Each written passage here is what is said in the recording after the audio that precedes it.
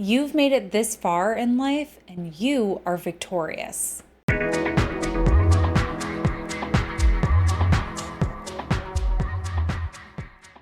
On July 23rd, Chiron is going to be stationing retrograde at 19 degrees Aries and 58 minutes. This is the furthest into the sign of Aries that Chiron has moved since its ingress in April of 2018. Since April of 2018, Chiron in Aries has been highlighting our own hero's journey.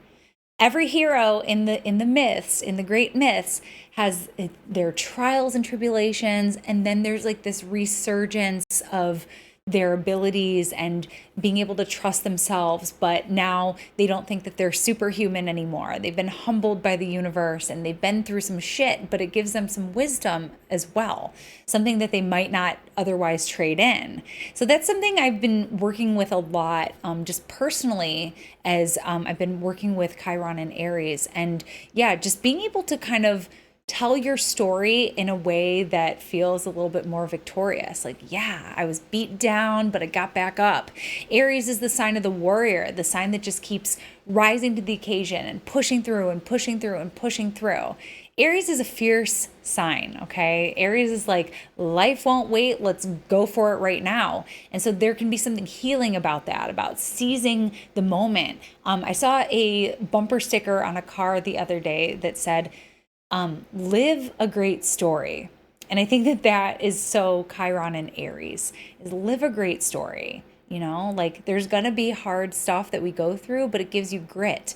And that's something that Chiron and Aries, I think, is great for reminding us of. So as Chiron stations retrograde, it may be highlighting some of these wounds, especially if you have a planet at 20 degrees Aries or one of the other cardinal signs, that would be Cancer, Libra, or Capricorn. Then you, my friend, are going through a Chiron transit.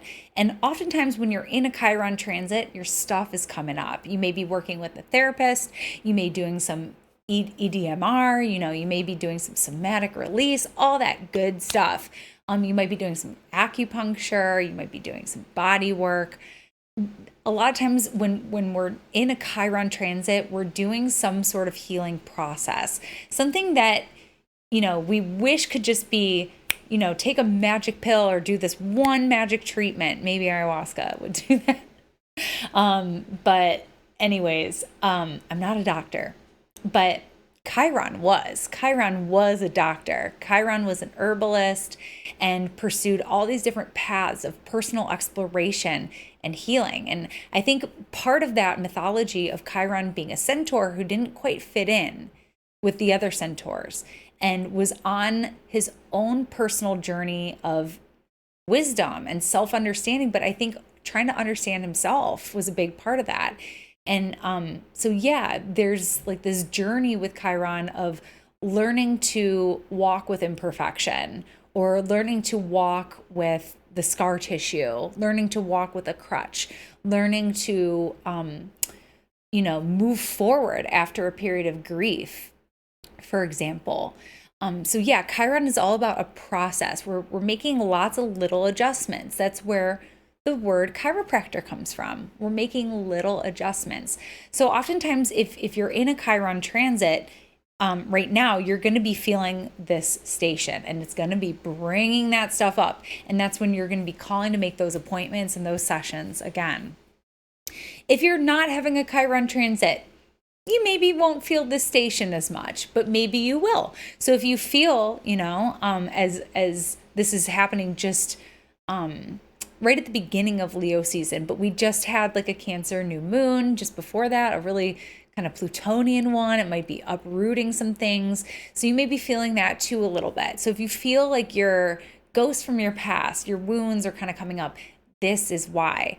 But Chiron and Aries, I find these stations have a way of showing us how to take that next step forward. So maybe the wound comes up, but how do we take that next step forward? How do we take that experience and that pain and grow from it?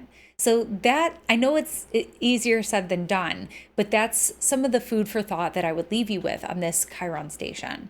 So that's a little bit about what to expect when Chiron stations retrograde on July 23rd. And that was your astrology shot of the day. Bye. Thank you so much for tuning in with me today. Timing with Transits, my 11-week mentorship in predictive technique begins on September 21st. We're covering transits, we're covering perfections. We've got a blend of live and pre-recorded tutorials and ongoing support throughout the program. So if you want more information on that or you want to snag that early bird rate, head to my website, katherineurban.com.